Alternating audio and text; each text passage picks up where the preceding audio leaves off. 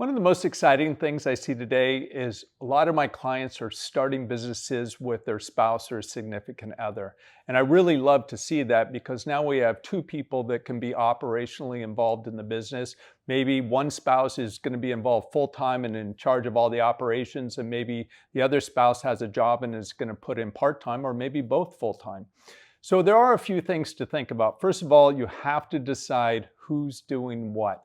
You have to divide the duties, and a lot of that's based on your experience or your skill set. So, maybe one of you is really good with accounting and numbers and things like that. So maybe that person's in charge of all the finances, accounting, payroll, and so forth. And maybe someone else is really good with marketing or digital technology or things of that nature.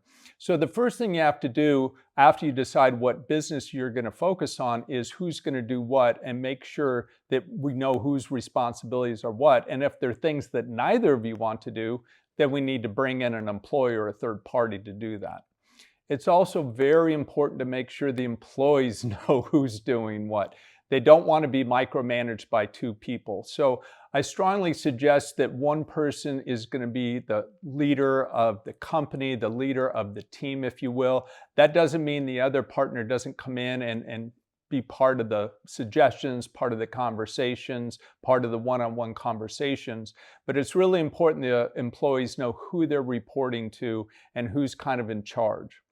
One of the last things, and maybe one of the most important things that my wife and I learned when we started a business together, is you need to leave the business at the shop or at the company. So what do I mean by that? It's really common that when you come home from work, maybe you've been working together, throughout the day, that you're like, oh, let's talk about the employees, or let's talk about this marketing plan, or what do you think about this idea? And there's a point where you really need to stop doing that. Maybe when you first start a business, you may be bringing the business home with you because there's a lot to discuss and a lot going on. But I suggest that as things start to stabilize at the business, that you set a time, maybe dinner or maybe even earlier, where you say, hey, you know what, let's talk about something else. And that way you won't be talking shop all day. So if you want to learn about that, maybe how I run my business with my spouse, click on the QR code and we can go through it together. I can answer your questions.